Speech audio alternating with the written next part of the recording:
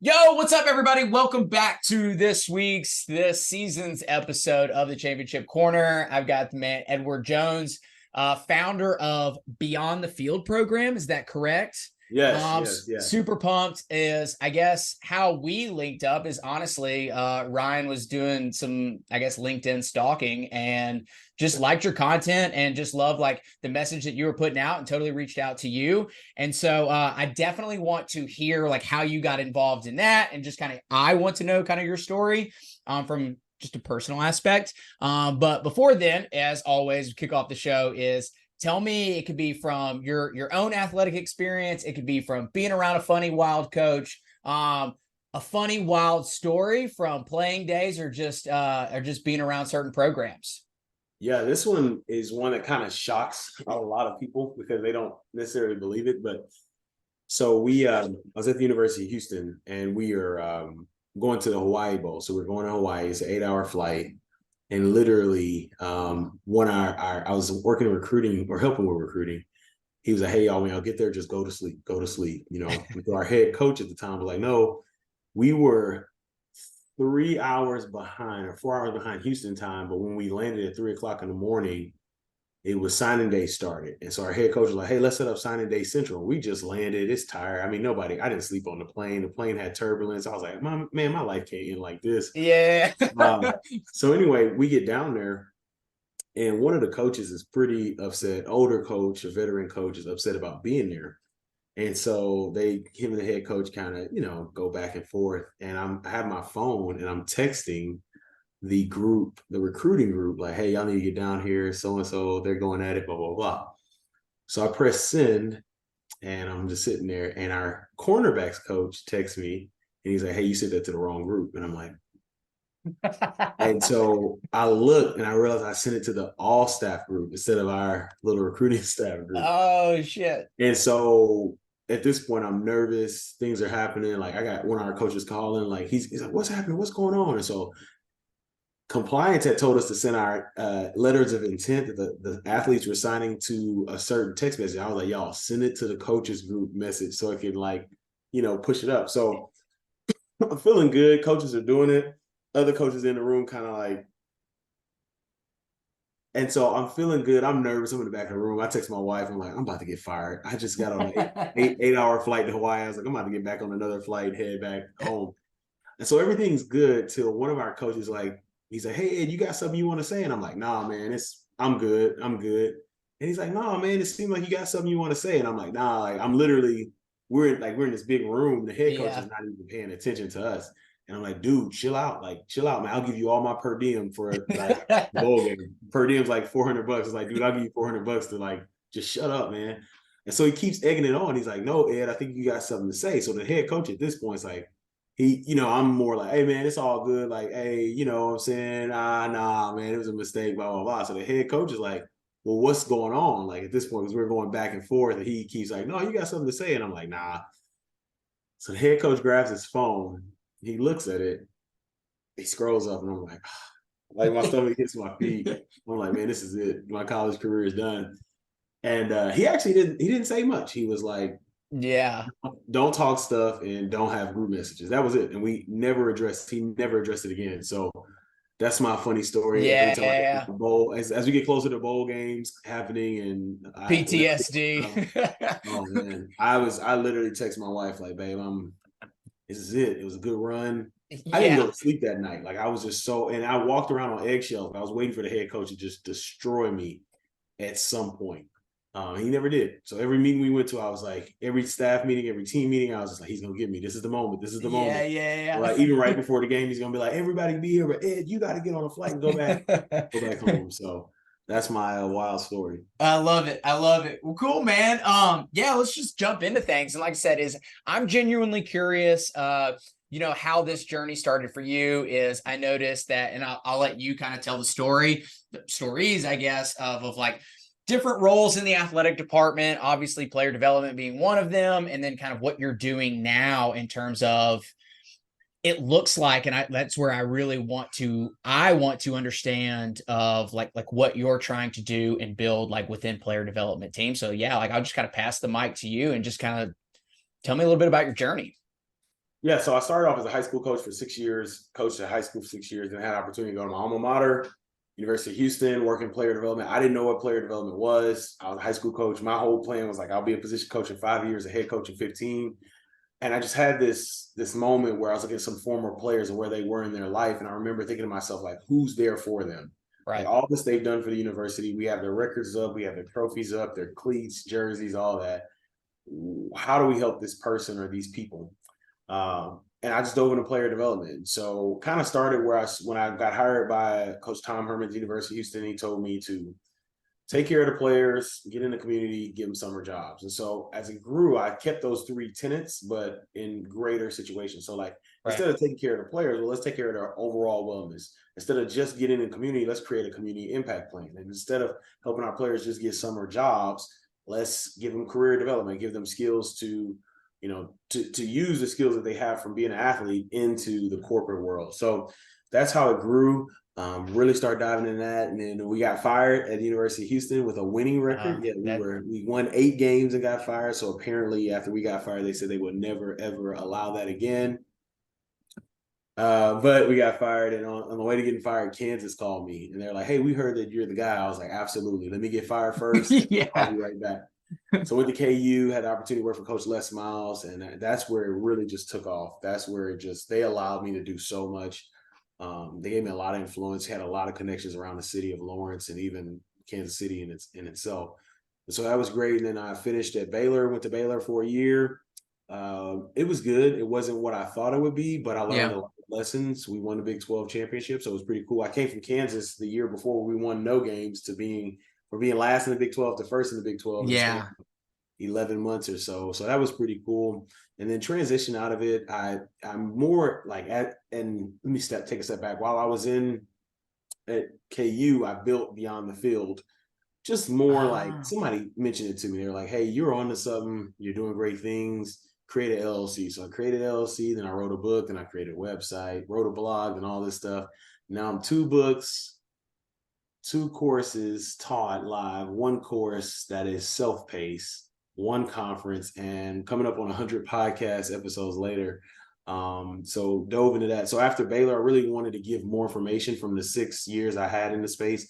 I worked for 4 coaches, head coaches, 5 if you count interim. Well, I guess I could go 5 if you count interim. 3 universities, 1 group of 5, 2 public, 1 private. I've seen, well-resourced football programs. I've seen programs that aren't as well-resourced. I've seen it all. Yeah. And so I take all that information, all that knowledge and experience I have, and I provide it for others who are interested in this space, because it is a very this space is vastly growing. When I first started, it was 55 people in the role, 54, excuse me. Now it's 155, so it's an increase of 190%. I'm a player development nerd, so data on top of data. Oh yeah, I just keep so that. It's crazy. I taught my live course, and one of the students was like, every time we answer a question, you have a document or you have. I was like, I just stay prepared. So really helping people in this space, and I really like where I'm at. Maybe I'll get back with a team at some point in the future, but I really, really like helping professionals who are interested in player development. Yeah. So take me back, because I know you said you came from like high school coaching and then just kind of jumped into like player development. Is in terms of, I guess, kind of 2 questions. Was there a certain level of like when you were coming through, like as an athlete, like growing up, certain level of like, I don't know, like pain, or you felt like a void in trying to like understand? Because honestly, it's like, that's where I think a lot of just athletes in general, right, across the board, are struggling to see beyond their sport, right? Like and they think that it's kind of like this misunderstanding of like why people can't take action today, because at some level they believe they're going to live forever, right? And they believe sports is going to like be forever. So I don't know, like was it just like something that you just really desired to kind of like take and run with? Or was like, as you got into that role, was it like looking back and like, damn, like if I had known, like I experienced X amount of pain, like I don't want people to feel that type of pain? What was kind of like the driving motive like at that time for you? Yeah, so it kind of looked back. I didn't realize I was doing player development my whole life. I've always my purpose in life is generational impact. I've always looked out for people. So if it's my teammates, like, hey, I used to get in trouble for letting my teammates know to play. So our coaches would signal. We had a linebacker Yeah. who couldn't read signals, and they wanted the linebackers to read signals. I was playing nose guard, and I would like peek, and then I get in trouble. I was like, Coach, we got to get the right play. So I always Yeah. help people. And then when I was in college, I didn't play in college. My career was done after high school. I remember just like seeing guys who played and like they really wanted something more than just being a football player, more to their life. You know, they understood they had to play football. They're on scholarship. It's part of your student athlete, but they wanted to have those student experiences. And so even looking back to when I played, I would see some guys that were like, oh, you went to college, and then they'd be back and doing stuff in the neighborhood. Like, bro, but you went to college, you play football. Like, why are y'all like, y'all are like legends here, you know? And so I think that all that kind of, when I got in a role, like, it's like I had one eureka moment. Like all that I've ever like done in life kind of was like, oh my goodness, I've been preparing for this my entire life to help people. And it's kind of based off my parents. My dad coached and my mom taught, and then they worked in real estate to help people find their dream. You know, it's like I just grew up around helping people find their dreams. And so as time got on, as I was starting to branch out and that's why I got into coaching, to help people. And so it kind of all happened. I think I got a little more serious about it when I started to be like, wait, I've been doing this and like taking it to the next level. So like you said, like I would be like, oh, you know, I need to type this up, or it'd be really good if I set up a structure. And I was like, well, why wait? Like, just do it now. Right. I kind of took some of the stuff I did in my past, not past life, but when I was younger, and then added it to what I was doing currently. So hopefully that answers it, but that's kind of the area.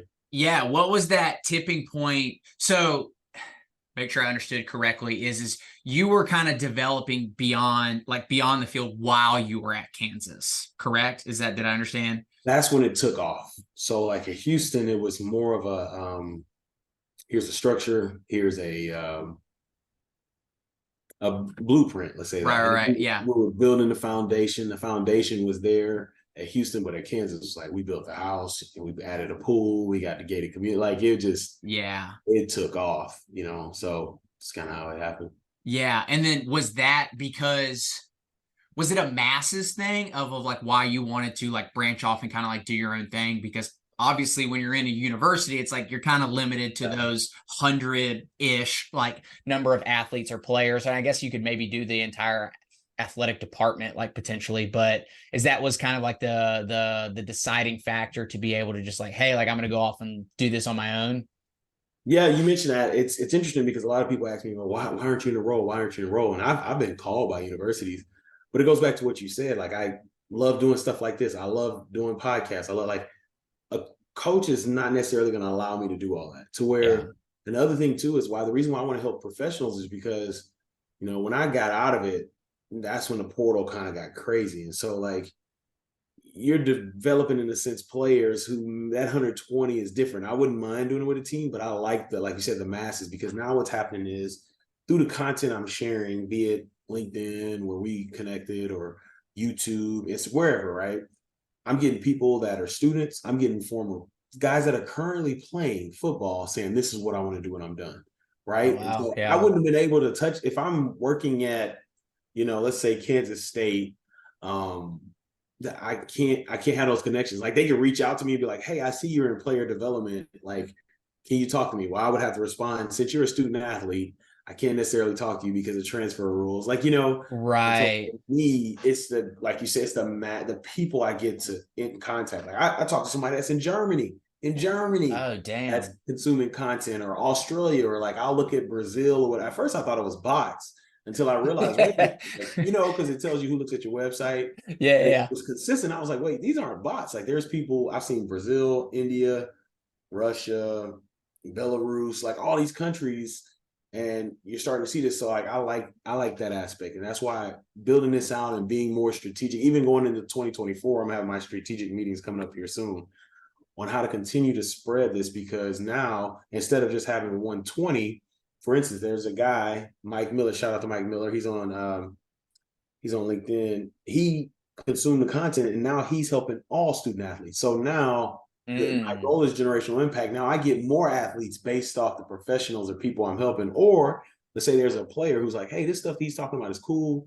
Maybe we're a school that's not heavily resourced, the D3, NAIA, JUCO, high school, whatever, and they're like, look, I'm going to do player development stuff for my teammates. So just providing that for people. So I Yeah. like Why do you feel like it's grown? Because what you said, like 54 to 150 something now. Like what's been the catalyst for it to have grown so much in whatever time frame? I guess it's just a handful of years since it's really 7 taken years. off. Yeah, 7 years. Yeah. Number one, social media. Everybody knew these stories about athletes and like how it doesn't always work out, but now it's even more prevalent, right? Yeah. You got athletes calling out their schools, which I get it. You know, sometimes I don't always agree with it because some of my former players have called us out, and I'm like, wait a minute, I did programming, you weren't listening. I got the receipts, but there are some programs that don't have it. The other thing I found out at Kansas, which is crazy, I was having this conversation earlier today with a high school AD who I'll be doing programming with, is coaches are competitive. So when we went to the University of Kansas, they put up support staff. So player development is part of support staff. You have coaching staff who are your on the field coaches, and then you have support staff. And so they had like Kansas had 27 support staff, and University of Texas had like 63. And so what a coach does is when they come in, they're like, okay, if Texas has 63, what do they have? Okay, Texas has director of player development. I want a director of player development. Now, with that, the coach doesn't necessarily flesh it out. They're just like, oh yeah, just take care of the players. That's what it sounds like. So a lot of it is that competition, but a lot of it is like they're starting to realize like you gotta like with the transfer portal, with NIL, with all this pulling them, you need somebody that's gonna help. And what the next trend that's happening in player development, which is awesome, and I probably need to do a quick podcast episode. Actually, I'll do it on my so is coaches are looking for people who don't want to coach. So a lot of they put coaches there, and coaches they're going to be in the film room. Well, so and so once he's in your office, he wants to talk to you. Well, I gotta watch this film with this offensive coordinator because he might be a head coach. I need to get a job, and so they're going to get people who just want to do it. And then the other aspect is just like I said, social media, LinkedIn. People didn't know that role was there. So in 2016, like I said, when I got interviewed, I was like, "What is player development?" Now, you know, I did another stat. So when I started, there were 89 programs that didn't have player development in 2016. I think now it's 41 that don't have it. So most of your FBS programs have it. There's a few because of resources that don't have it. And so now when people look at media guides or they look at staff because of social media and more students, because as in like if you look at sports management programs, they're growing. When I in 2005, when I was doing my college tours, I wanted to do sports management.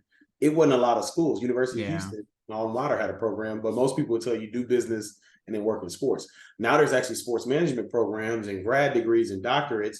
And so now there's more, everybody doesn't want to be a coach. Everybody don't want to be an athletic director. Everybody doesn't want to be a sports agent. Well, what's this player development deal?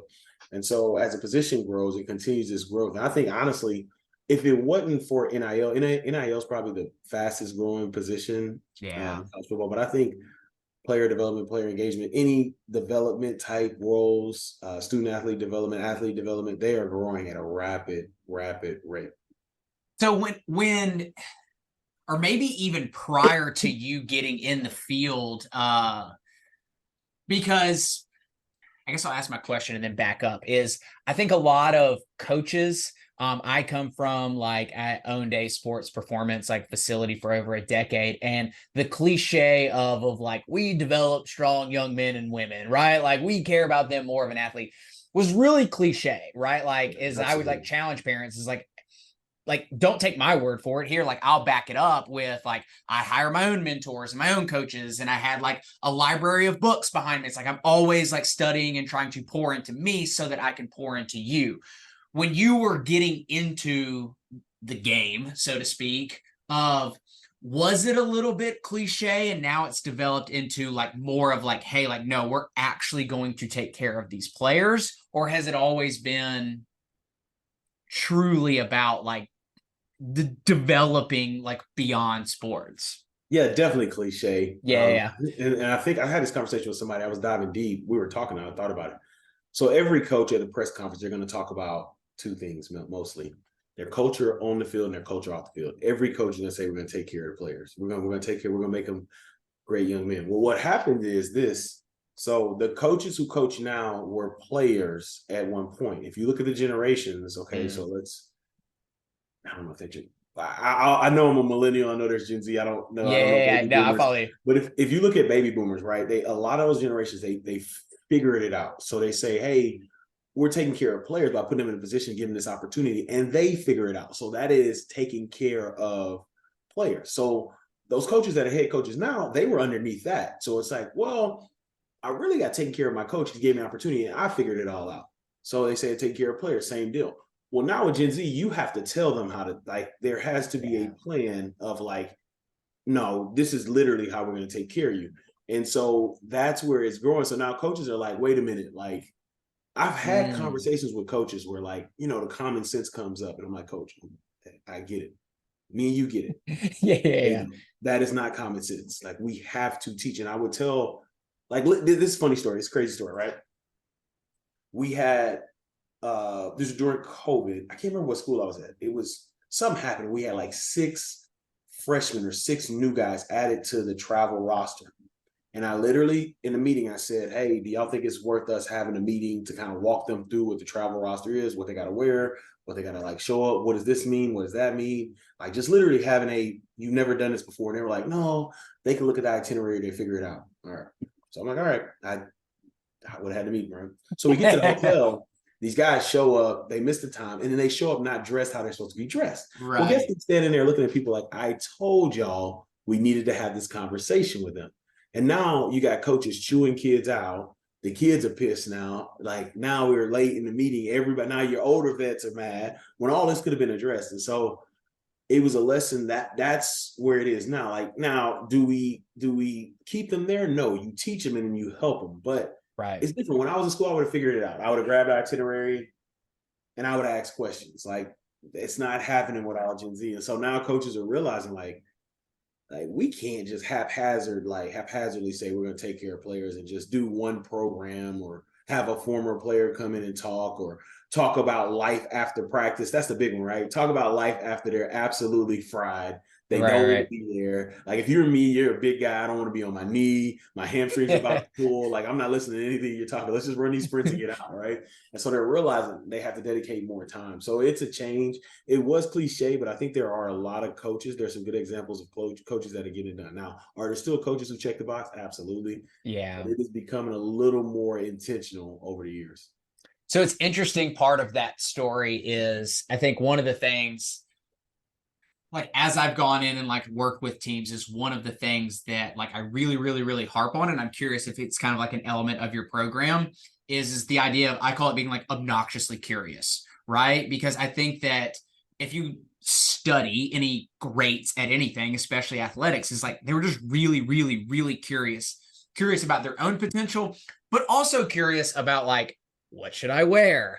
What time do I need to be here? Do I make sure? And so is that something that is kind of like within like what you're trying to help them understand is like ask the questions, like, because that's the only, like, that is the only way to get from point A to point B. Yeah. Right.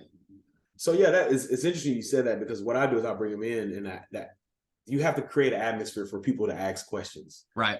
And that goes back to when I taught in the classroom for 6 years. And so I want them to ask questions. Like, they'll come in my office and I'll say, hey, I know it's your first time. You want to come by my office before? Or like, literally, we'll get my itinerary and they'll be like, coach, well, what is this? Hey, I'm glad you asked. So if you look up here, your hotel's right here. This is your seat on your plane. This is where you need to be. So the space in between, it says 1:30, next meeting is 4:30. That is rest time. You're not gonna, because they'll go sit there in the ballroom and be like, I'll sit here for 3 hours. So it's more giving questions. But one thing I learned in my program is when I speak, you stop and say, hey, did anybody need me to slow down? If anybody has any questions, let me know. So now every time they talk to me, they're like, oh, he's safe to ask questions. He doesn't mind. It doesn't frustrate him to ask questions. And I even do it with coaches, because coaches are just like, they're athletes, right? And I'll say, coach, like I'll be doing a program. So I'm describing to the coaching staff, hey, this is what we're gonna do for programming. And I'll say, hey, let me pause right there. Any coaches have any questions? Well, we have a coach who has a question. Hey, so-and-so, so-and-so, so-and-so. Yeah, absolutely. So what this means is so-and-so will do this, blah, blah, blah. Once again, now another coach asks a question. And the way I get coaches to ask questions for me is I will say, even though this coach asks this question, I will use this coach's position group. So if the offensive line coach asks a question, I'm going to go to the person who's not going to ask a question. So let's say it's the inside linebackers, right? Clever. So yeah. the inside linebackers do this, then so-and-so is that. So now the inside linebackers coach is dialed in, but now he doesn't want it to be wrong because I use this position group. And so it's kind of similar. It's just building an opportunity or a space for people to question, because this is the time to get it done. I'll say, coaches, please ask questions. I don't want to waste any of your time. Yeah. I don't want you to get frustrated. Like, I need you to know, I need all questions asked. Same thing with the players. Players, I don't want to waste your time. I don't want you to feel like you don't know what's going on. I don't want you to get embarrassed or get you to get cussed out or whatever. And so you're taking the one aspect of fear away from them. Like, a player is like, I need to know because I don't want to get cussed out, but I don't want to ask. A coach is saying, I need to know because I may get cussed. It may be the same fear. I don't want to get cussed out right. either. And I need to know. So just taking that away. But yeah, the curiosity, like sometimes I'll ask position coaches, like, hey, do you mind if I watch, with your position group? They're like, why? I was like, I just want to learn, ball. And so now they see, oh, he just wants to know stuff. And so once they know that you're curious, then what they'll start doing, which is crazy, they'll start bringing like random facts to you. Like, hey, Ed, did you ever meet so-and-so? So so-and-so was talking. It's just like them and players. Like, I had a really good conversation with one of our players. He's from the country, and I don't even know how we got on him. We started talking about invasive species of the state of Texas. And his growing up is definitely different than mine. He's right. More urban. But I was like, let me ask him a question. Let me let him talk, because he's probably not asked this, because normally we didn't grow up with each other. He didn't grow up with people, like, you know what I'm saying? We didn't grow up. So I asked him, and he was talking about invasive, and he was talking about wild boars or hogs in the state of Texas. Maybe other states, like, it's open on them. Like, there, you could just annihilate them, but they literally, yeah. And so he was like telling me about invasive. Then I didn't know there was a website. So then we went to the website. Then he was showing me like that there's like people are making money based off this invasive species of boars that need to get exterminated, because they're destroying farmers millions of dollars of destruction. And like, people literally have created helicopter rides where you can just snipe them down. And like, I'm sitting here talking to him about it, but I'm talking to him about it, but I'm like thinking it back in my head, like, maybe, just maybe, if we have guys who make 4.0 or whatever, maybe the players may be interested in just maybe. So just being curious and finding stuff out from them. So I guess kind of two things is obviously how have you been able to, especially when you were in the role, like, I mean, because connection is like everything, right? Like, you have to get there, like, trust is the foundation, right? Like, how have you gone about, obviously you kind of mentioned some of it, and I think like being invested, showing up to a team meeting when you don't have to, right? Like, or their position meeting of like shows that like there's a certain level of care beyond like, hey, sit in this meeting so I can tell you all this information and hopefully go out and use it. So what are some of the ways that like you've strategically like built those like connections with the players at that time? And then now I guess really the directors, right? Like, because they've got to be bought in, they've got to feel a certain sense of connection with you to implement, your system, your framework. Yeah.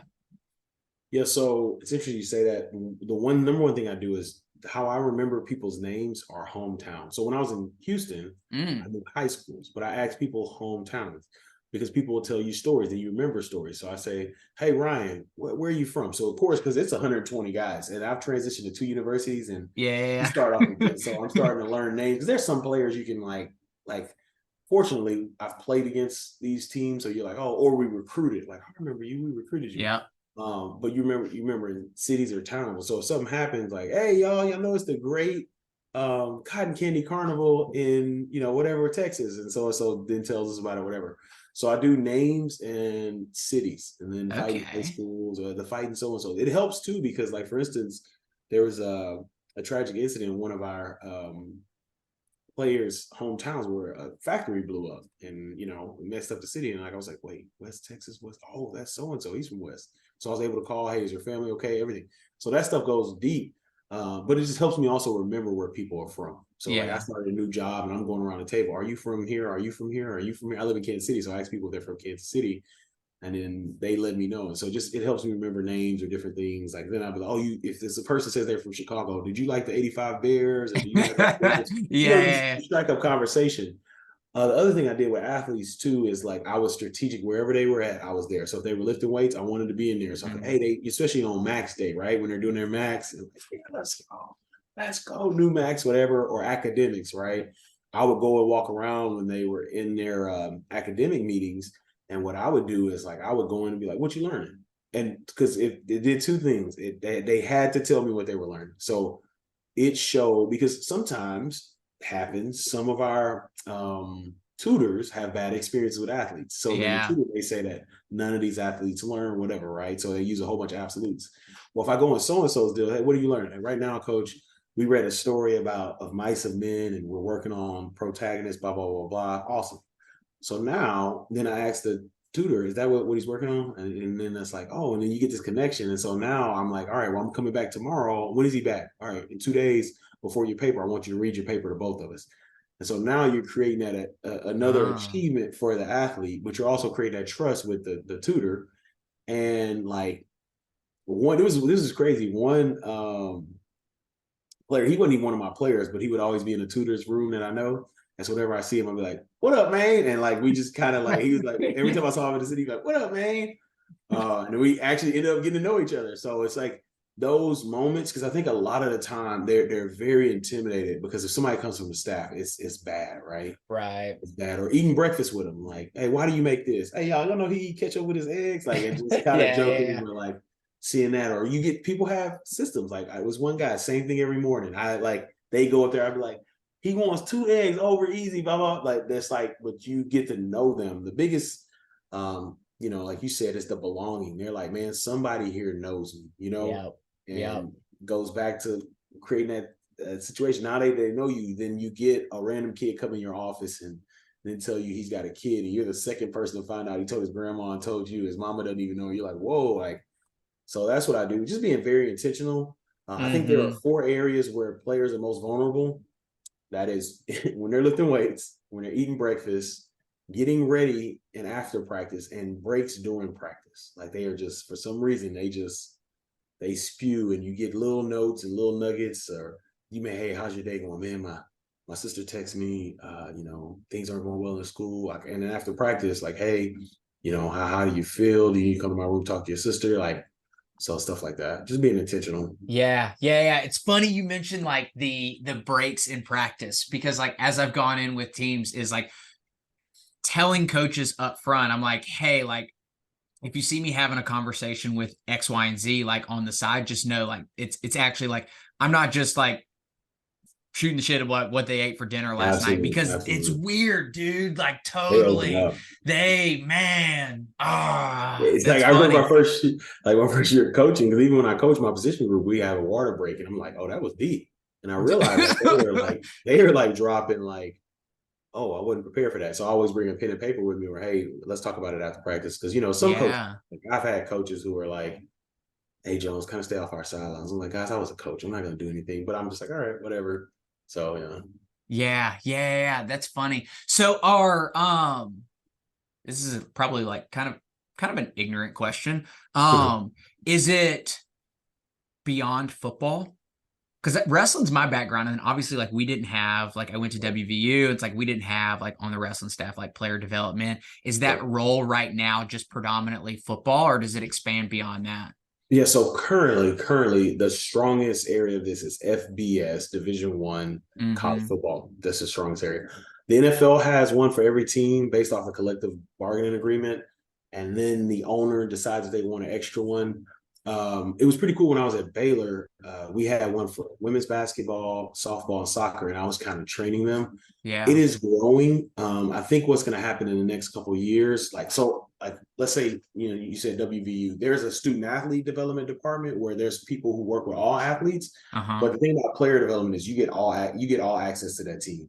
Like in some cases, you can see a kid from when you recruit them to 15 to when they graduate 22. So you get 7 years of sowing seeds, right?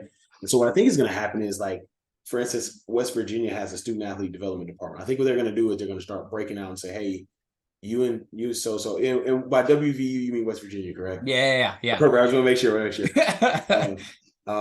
But you have wrestling during this season, and then the next semester you have this, or just stick with wrestling. Because I think I love those who do student athlete development, but I tell them all the time, there's nothing like that everyday access to the relationships you build, Right. the impact you're able to see. And so it is getting beyond football. So for me personally, when I first started branching out, I wanted to cover every sport. And what I Yeah. realized is, and I'm not equating myself to Michael Jordan, but I was watching a football game and I was like, Michael Jordan's basketball, like slam dunk, is on a football jersey. Like he never was like, hey, I want to get a football jersey. He just was great at what he did, right? And so I was like, okay, let me stick to what I know, which is football. But if anybody from, let's say, a wrestling head coach reaches out, it's coaching, right? It's Right. building the programs work. All I would need to know is what does your schedule look like? Okay, Right. awesome. We figured that out. But even today, I had a conversation with a high school athletic director, and he was like, can this happen for other sports? And I had to show him through like, hey, this is customizable, and every coach is going to know their schedule best. But it's really just creating that framework. So it is going to grow, and I'm excited because I've seen it. There's baseball. Baseball has mental performance, a lot of performance directors, but then there's like off the field, like and so the title is still kind of weird there. Basketball, NBA. I know someone with the Raptors and the NBA. There's a few NBA teams that are doing it. I know the players associations have some people in that role that represent from a league standpoint, but it's pretty awesome seeing it on the team side. So yeah. Yeah, from a professional sport, what is it more setting them up like once pro sports ends, just kind of like it's stepping stones or when that time comes? Absolutely. It's very, very similar on the pro sports level.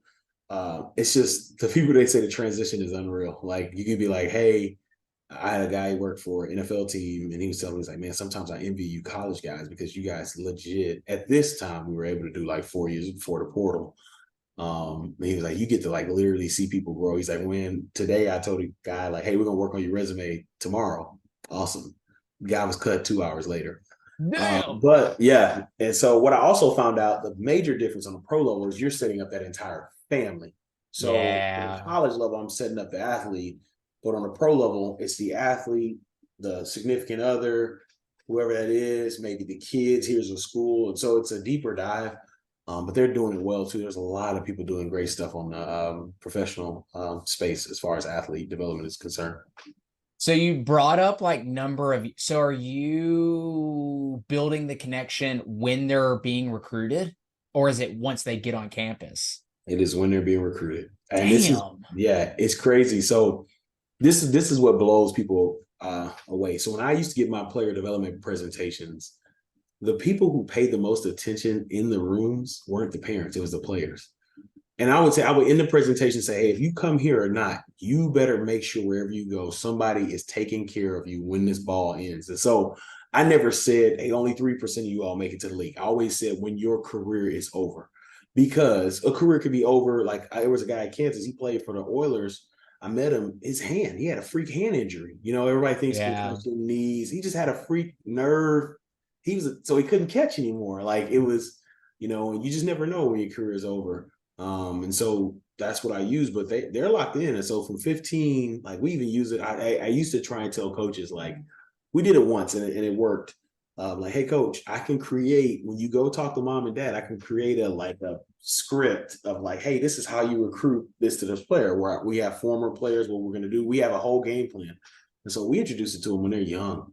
They're very, very young. I'm talking to parents at camps.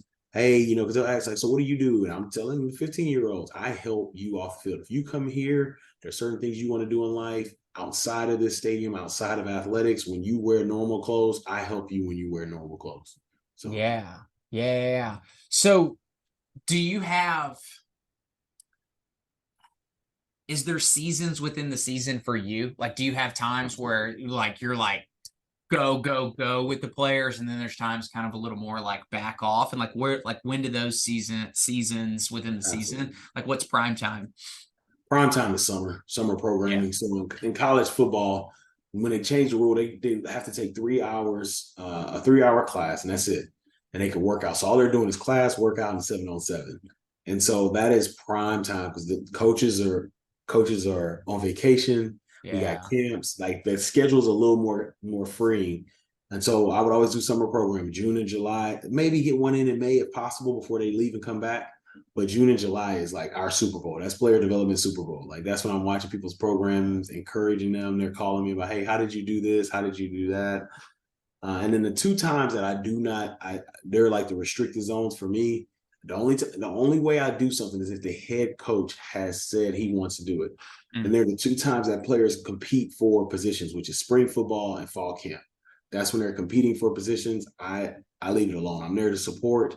The only thing we ever did during fall camp is like our at the University of Houston, Tom Herman wanted the freshmen to help other freshmen move into their dorms. Okay, that's something. It's on campus. You know, it's down the street. It's good for our players. But if he was like, hey, what do you want to do? I'd be like, look, coach, unless it's like we did one at Houston Elementary down the street. We were there for the first day. We gave high fives and we were back to camp. You know, but I try those 2 areas when they're competing because it's just coaches are tight during those 2 times. Yeah. So they kind of read the room. Yeah. So when you were at Baylor, you said you worked with women's basketball? So they hired a assistant AD for player development, which is what I was doing. And I work with her on, you know, some things. And the biggest thing, and that's why I love player development. It's so customizable to what you need. Their biggest thing was they were trying to create some alumni engagement, re-engage an alumni. So I was like, hey, here's some things you do. Here's some programming. She had a great program, and we talked about other stuff. So I was able to kind of flesh out some programming with her. Yeah. Because I was going to ask, do you find drastic difference in male to female in terms of development? Yeah. It kind of goes with what I don't know if there's any studies, but you know, growing up, I always heard girls are a little more mature before guys mature. Ain't that the damn truth? Yeah. Like I said, I don't know if it's studies, but I thought. And so they come in a little more geared towards it. And it's also because if you look at their pro sports aren't as there's not as much generational money in their pro sports, right? And so they're more geared towards how do I, you know, it's a great experience. How do I capitalize on all this, especially now NIL? If you look at, I told people this, I kept saying this when NIL came out. I kept saying, everybody's talking about football. I said that people who are going to rule NIL are your women athletes. And that's what's happening. It was bound to happen for a multitude of reasons, you know? Yeah. You know, and so they are ahead of the game more. They're more geared toward, they understand this is going to probably end sooner than I think. Yeah. And so they're more prepared to be like, nah, y'all got to help me. So yeah. I always say is people have asked me, they're like, hey, do you find a difference between me? I'm like, yeah, let me give it to you in a comical way. On working with female athletes, I'm like, wait, you've never missed a class? And then the male athletes, I'm like, can you get your ass to class? Yeah, that is like, I mean, it is night and day. Like even seeing, I had my intern at Kansas. She did a great job, and you see her compared to other interns. I'm like, man, it's not even close. Like it's not even like, I didn't have to have the conversations about professionalism, communication, showing up. Like it was more like high level. Like it got to a point where some of our staff members didn't even know she was a student. They were like, wait, you're not full-time? Like I was like, she's a student. Like, you know, so it's just the common sense things, like what you wear matters. Don't show up in sweatpants, please. Yeah, it got to a point where like it was funny because during COVID, I had requested, they said no interns could be in the building. So I was like, hey, I need help. And our AD was like, oh yeah, she's awesome. We'll clear her. So then other people in other departments were like, well, hey, what about our interns? You're like, nah, we ain't got space for them. Y'all So yeah. Oh, all right. So I guess like a personal question, where does where does all your care come from? Like care for people, care for like I don't know another way to put it. Like just like throughout our conversation in 45 minutes, like so far, it's like there's definitely like a sense of like authenticity, very genuine of like, hey, I'm on to something from a business standpoint, and I can probably make some money and make a living and take care of my family like doing this. But also it's like there's a very like, it's not just about that, right? Like it's very like I actually genuinely like want to help people. Like where do you feel like that comes from? Yeah, it's growing up, my parents, I'm thankful I had the opportunity to have two-parent household. My dad is Air Force veteran. My mom, like I said, she did great in school. They didn't play. My dad, Yeah. it was very. My friends thought we were a military family. Like he was still in the military. But that it was just very, very like cognizant of your actions, and then faith, like a real true, like honest, like no, we don't just go and say we go like we're Christians, Yeah. just say we're there and then like live, or like people are like, I don't see that, but like being like truly like, hey, what does it look like to be Christ-like? That was one, and then the third thing would be the third factor is it's I have four brothers and sisters, and so my older brother's 7 years older than me, and then it's four of us that are 2 years apart. Like I was 86, 88, 90, 91, so we're all close, and having to be like that sacrificial of like, I got brothers and sisters, like, mom, you don't have to buy me that shoe if they need to, like, I just need a shoe. A shoe's a shoe. And so it's kind of just been that. And then even like my name, I was researching my name, it means like rich friend, but not from a materialistic standpoint, but it's like a rich friend, like a rich giver or richness. So it's just, I don't know, I just think about it because there are certain things I'm like, man, I think authenticity and genuineness should just happen. And I meet people, I'm like, oh, this is It's not like, not, no, it's really yeah, not, right? and Like, it's tough for me because, like you said, there are certain things like people will tell me like, Ed, you should do this, you should do this. I'm like, that's not right. Or you should partner with this person. I'm like, but that's not, the mission is helping others. And so I've just been thankful for that. Like sometimes do I think back on certain situations like, I probably could have looked out for myself a little more, or maybe I should have addressed or stood up for myself more. Yes. But it's just kind of how I've been my whole life. I just like people. I like seeing people do well. And I think it's a lot with great, like, now I won't say I would definitely didn't raise them, but it's like, I look back when we talked about earlier, me looking back in my life, like in summer school, I got like, when we were in summer, we didn't go to summer school. And so I would literally teach my brothers and sisters. I was the principal, I was the teacher, I graded yeah. papers. Like it was crazy. Like I set up this whole school system inside of our home.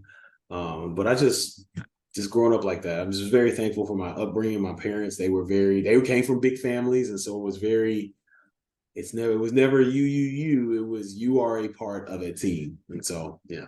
Yeah. I want to ask you about like the faith side of Yeah. things, because even like you said, is like I enjoy like kind of those kind of conversations too, of like you said, is like you feel like a lot of people would just naturally be genuine.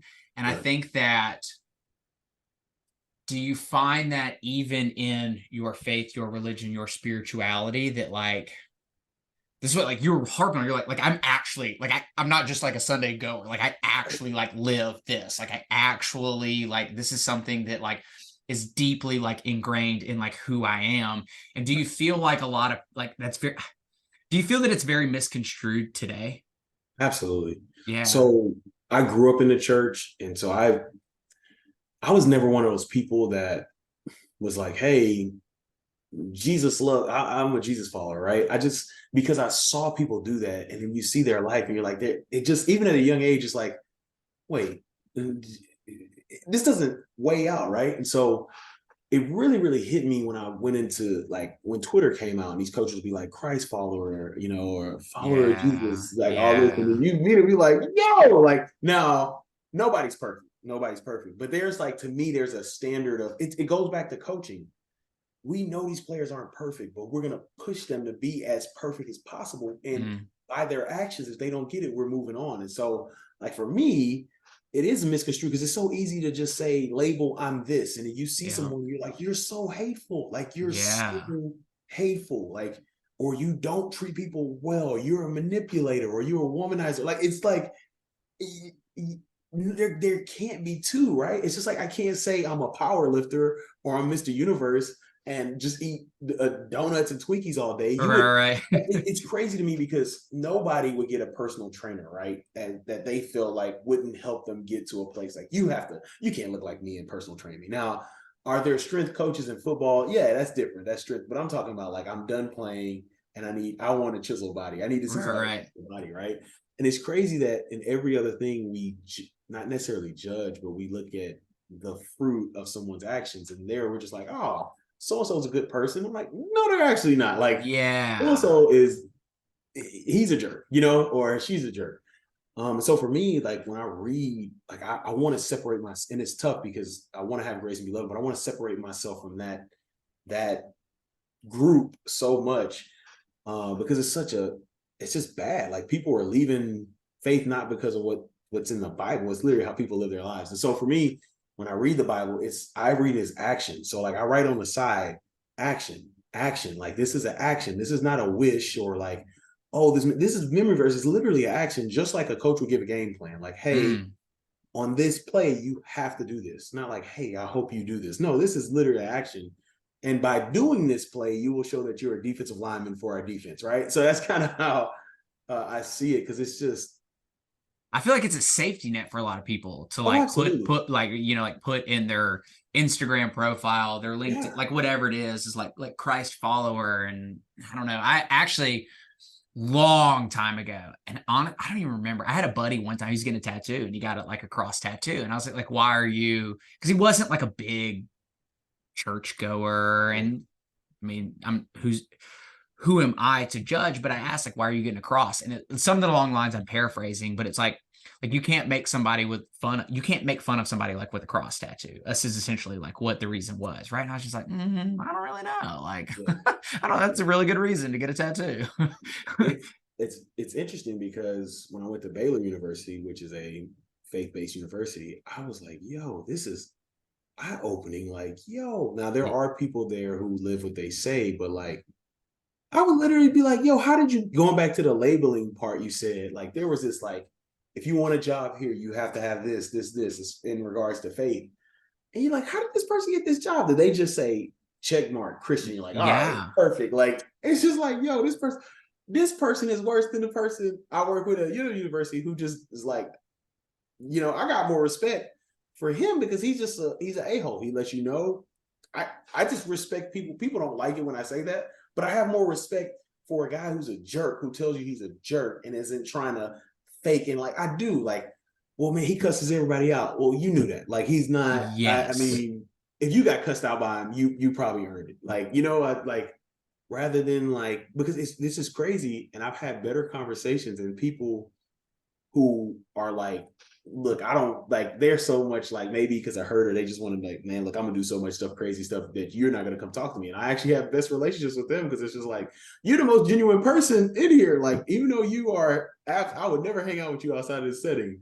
But here, like, you are just, I know when I talk to you, you're just real, like, so. That level of like honesty, right? Like, but again, like that's like connection 101, right? Like it takes a certain level of like honesty, and it's like this is who I am versus like I feel like so many people it's so easy to fake who we are. Absolutely. Now. Absolutely. Like it's like absolutely because you can put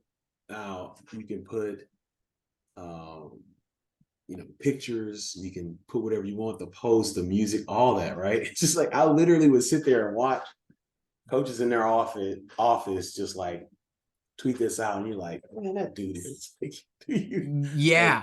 but that's where it's like, I think is people wonder, because there's this balance of like, especially like in the coaching world is like, do you want, like, would you rather go to the asshole coach or like the super sweet, the kind of more of the players coach, as I guess is. And I was like, well, like, really depends on the end goal. But like most people, it's like, I personally say, it's like, you can't look at the asshole coach wrong as long as they're honest up front. It's like, look, this is how I'm going to be. Like, if you want to get from point A to point B, like, this is my framework. This is how I'm going to go about it. Like, I'm going to ride you. I'm going to be on you. I'm going to cuss you out, like whatever the 9 is. Versus like, hey, come to our school, take all the photos. We got the barbershops, but and they're like, wow, why is everybody's cussing me out? yeah. I mean, it's crazy because like I'll use 2 stories. So going back to what you said, like my profiles don't, because I've seen so many people do it. One of the greatest honors I got was, and we actually worked together. This was when I was at KU. This guy who worked in a seminary, he does like religion and sports, and it's pretty cool how he does it. And he just randomly DM'd me. He's like, hey man, I don't know if I'm missing it, but based off your content and how you just uplift people, like I'm gonna say that you're a Christian. And I was like, you know what? I got texted back like, this is like, this is what I was talking. I want my actions to show. So that was pretty cool. And we actually got a chance to work at Baylor, and it was pretty cool. Yeah. Because even when that situation happened, that situation wasn't great how it happened. But like people couldn't even admit that it was what happened was wrong. Like they were just like, well, I'm just like, dude, it's wrong. Like it's okay. I'm not telling you to lose your job. You can just say that the way you were treated was wrong. That's it. Because that's it, right? And I wasn't going around like, hey, say it's wrong. But I'm talking conversations like, there are seasons in life. No, this was wrong. Like this is wrong what happened. Yeah. Anyway, right? But going back to what you said about coaches, so during 2020, when there was a whole bunch of social unrest and a lot of racial, it was just a lot, right? So our players had a player team meeting, right? And so they wanted the coaches. One of the players like, no, we want to hear the coaches talking. I was like, ooh, this is going to be. I was more like, oh, we might lose the team here, right? So we had two coaches that got up and were like, guys, I love you. I love you more than my kids. I love you. And they were reading the BS. We had a coach who got up there and he literally said, guys, I'm gonna be honest. I'm a white male. I struggle with this because everybody in my family works in law enforcement except for me. And so I see good cops. With that said, I do understand that there's something wrong. And I see that you all are hurting. And it's going to take time for me to understand. Because like I said, my whole life has been about good cops. And he said, I'm here for you. I want to talk to you. I want to learn. I want to be here to support you as you all go through this. And it was like, I was talking to one person on staff. I said, I want to go talk to him. Yeah. Like, because that was real. And so I went in his office and I said, hey, coach, like, I just want to tell you I appreciate you. You kept it real. You didn't lie. You had your experiences. He was like, man, I don't love those guys more than I love my kids. That's outrageous. I was like, he was like, do you love your kids? I was like, absolutely not. And so like, but what happened was like, you saw this coach who's from like north, like the Dakotas, the Montanas. Yeah. Who, may not have been around, but he grew. He started talking to the players that are difficult to talk to, right? And then like one thing I saw, one of our players was frustrated and I was just watching, I talked to him and the kid was mad. We got out of film and he missed a sub sandwich and I get it. Everybody, there were guys taking more sandwiches, whatever, staff. Like, right. Wait till the players are done. But anyway, so the kid's like losing it but he's young. He's 17, 18 years old. He's losing it in front of the facility. And that same coach walks outside. He talks to him rather than going out there, hey, you Jagaloon, blah, blah, blah, blah, blah, blah, blah. He goes up to him, he talks to him, gives him his sandwich, walks in, gives him chips, gives him a hug. He walks off. And it was just like, that is being genuine. Now, this kid respected him because the kid heard him say, he was just genuine. He's like, guys, there's stuff going on wrong, but I literally, all I know is good cops. I've been raised around good cops my entire life. Yeah. And it was just that me and him are like friends. I actually saw him I went to the game. I saw him this past week and we joke around, but like it was just like, we became close because it was just like, once again, like he was just real. Like, this is real. I know you all are hurting. This is where I'm at. Let's all walk in this together, Perspective. Yeah. I think that a lot of people struggle to, again, it kind of goes back to like something that you're not. Like if you're raised a certain way, you have a very certain perspective on like how the world works, right? The way that you perceive the world is just like, because as you and do you have kids? I don't know. Do you? I do. Okay, yeah. Okay. So it's like, as you raise, I have a daughter as well. It's like, as you raise them is like how they're going to see the world is based off of like the environment that I create, right? Good, bad, right, wrong. It just is, right? And so I think as we get, that's where curiosity, right, like really comes into play, because it's like, hey, it's like, this is how I was raised. And so like this, I've seen the world for 25 years like this, like help me understand like just a different perspective. Maybe I agree, maybe I disagree, but I think that's where like going in, you talk about like developing players, developing humans is that's like the message that I give so many like of the kids too, is like I'm just going to challenge you of like why you believe what you believe, right? I work with a lot of people that are deeply involved in your faith. And I'm like, well, if I ask you like why you believe in God or like why you're a Christian, if you say that's the way I was raised, I'm like, that's a terrible answer, right? Like just because of like, well, that's just how I was raised. It's like you haven't like dug deep and like truly understood like the meaning of like what it actually means to live like that, or like whatever your beliefs are, right? I think that's just an extreme example.